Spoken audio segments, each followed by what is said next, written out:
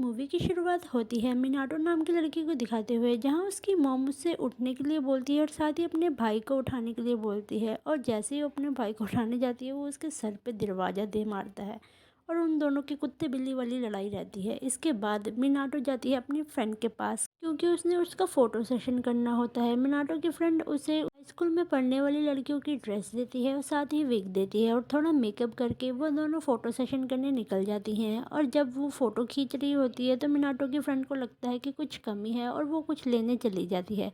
Minato अकेली होती है तो वो इधर उधर घूमने लगती है। तभी उसका भाई सामने से आता है और उन दोनों की टकरार हो जाती है। मिनाटो का भाई उससे पूछता है कि तुम ऐसे कपड़े पहन के यहाँ क्या कर रही हो। तो मिनाटो उसे बोलती है कि मेरा नाम मीना है और मैं हाई स्कूल स्टूडेंट हूँ। टोरू उसे अपना नंबर दे देता है और कॉन्टैक्ट करने के लिए बोलता है। इसके बाद मिनाटो और उसके फ्रेंड रेस्टोरेंट में जाते हैं, जहां मिनाटो अपने भाई की बुराइयां कर रही होती है और उसे मज़ा सिखाने के लिए बोलती है कि कैसे स्कूल में उसकी वजह से उसकी सारी गर्लफ्रेंड्स उसको काफ़ी बुली किया करती थी, क्योंकि टोरू की हर दूसरे दिन गर्लफ्रेंड चेंज होती थी और उसके कारण उसकी सारी गर्लफ्रेंड्स उसकी बहन से बदला लेने आ जाती थी।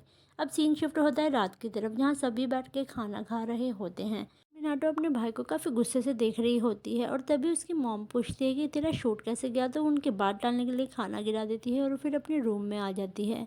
अब वो टोरू से बदला लेने के लिए आइडिया सोचती है और फिर डस्टबिन से उसका नंबर निकाल कर बाहर की तरफ चली जाती है और उसे कॉल करती है।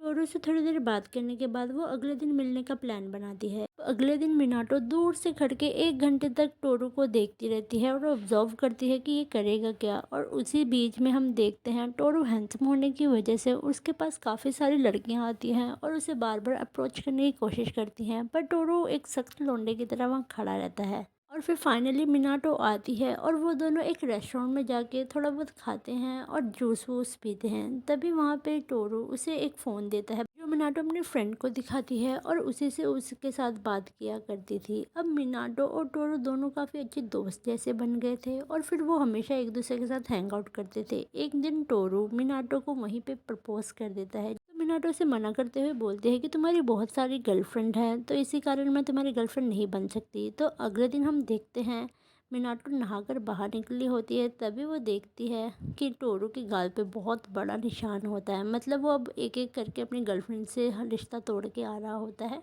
और डेली जितनी भी गर्लफ्रेंड से वो रिश्ता तोड़ के आता, उसके मुंह में नए नए घाव होते, जिनको देखकर मिनाटो को काफ़ी दुख हो रहा था। तो वो अगले दिन टोरू को एक रेस्टोरेंट में बुलाती है और थोड़ी देर बात करने के बाद वो उसे हाँ कर देती है रिलेशनशिप में आने के लिए। तो टोरू काफ़ी ज़्यादा खुश होता है। मतलब क्या, बहन भाई का रिलेशनशिप ही ख़राब कर दिया। इसके बाद मिनाटो अपने घर जाकर टोरू से दूसरे फ़ोन से बातें करती थी, पर उसकी मॉम को लगता था कि ये काफ़ी बड़ा काम कर रही है। और इसी तरह टोरू और मिनाटो भी डेट्स वगैरह करते रहते थे और इसी सब से फ्रस्ट्रेट हो जाती है मिनाटो और अपने फ्रेंड से सलाह मांगते हैं कि मैं उसे ब्रेकअप करने के लिए कौन सा रीज़न ढूंढूं। तो उसकी फ्रेंड बोलती है उसे रेस्टोरेंट में बुला के बहुत सारी लड़कियों के बीच में बिठा देंगे। और अगले सीन में हम देखते हैं टोरू के आसपास लड़कियों की भीड़ लगी होती है और मिनाटो और उसकी फ्रेंड दूर बैठे उसे मैसेज करती हैं, जैसे कि तुम कहाँ पे हो, क्या कर रहे हो। और उन्हें लगता है कि टोरू शायद उन लोगों से झूठ बोलेगा, पर ऐसा कुछ नहीं होता। टोरू मैसेज में सच बता देता है और उसके बाद सभी लड़कियों को बोलता है एक्सक्यूज मी, मेरी बीवी का कॉल आ रहा है। तो वो दोनों शॉक हो जाती हैं, क्योंकि वो पीछे ही बैठी हुई थी। टोरू बाहर आकर मिनाटो का वेट करने लगता है कि तभी वहां से मिनाटो भागते हुए आती है। तो टोरू उसे एकदम से हग कर लेता है, जिसे देखकर उसे अजीब लगता है और टोरू उसे किस करने वाला होता है। तो मिनाटो उसे धक्का मार के परे को कर देती है। इसके बाद टोरू उसे अपार्टमेंट की चाबी दिखाता है और बोलता है अब से मैं अकेला रहूंगा और ये चाबी तुम्हारे पास भी रहेगी, जिससे तुम फ्रीली मेरे पास आ जा सकोगी। तभी मिनाटो को याद आता है कि कैसे टोरू अपने रूम में अलग अलग लड़कियों को लाया करता था और उनके साथ वो सब किया करता था। तो मिनाटो को लगता है इसने मेरे साथ भी यही सब करना है, इसीलिए ये मेरे को चाबी दे रहा है। घर जाके वो अपनी फ्रेंड को कॉल करती है और सभी बातें बता देती है। तो अगले दिन मिनाटो टोरू के घर जाती है और वहाँ जाकर उसे सीरियस होकर बोलती है कि अब तुम्हारा मेरा कुछ भी नहीं हो सकता, क्योंकि मेरी फैमिली यहाँ से शिफ्ट हो रही है और मैं यहाँ से दूर जा रही हूँ।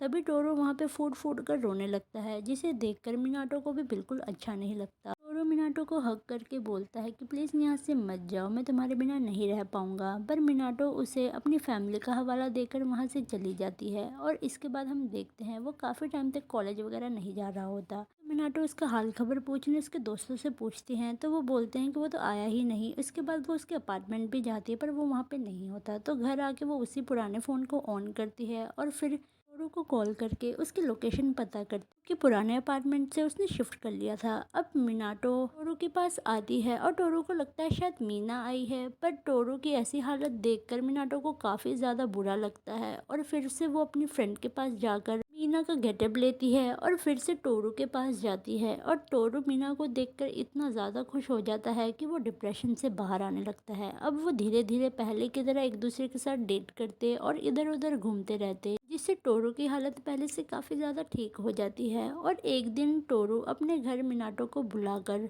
उससे ब्रेकअप कर लेता है और फिर बोलता है कि तुम यहाँ से जा सकती हो, और फिर वो अपने घर वापस लौट भी जाता है। तभी वहाँ पे हम देखते हैं मिनाटो नहीं होती और उसकी मोम बोलती पता नहीं क्या करती है, इसके पास दो दो फ़ोन हैं। टोरू को इस बात पे शक हो जाता है और फिर वो मीना के फ़ोन में कॉल करता है जो कि मिनाटो के रूम पे ही बज रहा होता है। अगले दिन हम देखते हैं मिनाटो फिर से पहले की तरह एक लड़के से टकराती है और वो इस बार भी टोरू ही होता है। मतलब फर्स्ट सीन के जैसा ही इस बार रिक्रिएट हो चुका था, पर इस बार टोरू के हाथ में मिनाटो का फ़ोन था जिससे मिनाटो मीना बनकर टोरू से बात किया करती थी। अब एक जगह आकर वो दोनों एक दूसरे से कन्फेस करते हैं। तभी टोरू बताता है कि मुझे डे 1 से पता था कि तुम मिनाटो हो। ये सुनकर मिनाटो काफ़ी ज़्यादा शॉक हो जाती है। टोरू से बताता है कि मैं तो बचपन से ही तुमसे प्यार करता हूँ। जब फर्स्ट टाइम तुमने मेरा हाथ थामा था, अपना फ्रेंड बनाया था, तब से ही मुझे तुमसे प्यार हो गया था। जब मेरे डैड ने बताया कि वो तुम्हारी मॉम से शादी करने वाले हैं तो मुझे लगा कि हम दोनों अब भाई बहन बन जाएंगे, जिसके कारण मेरा दिल टूट गया था और मैं बदला लेने के चक्कर में और लड़कियों से प्यार करके उनका दिल तोड़ने लग गया।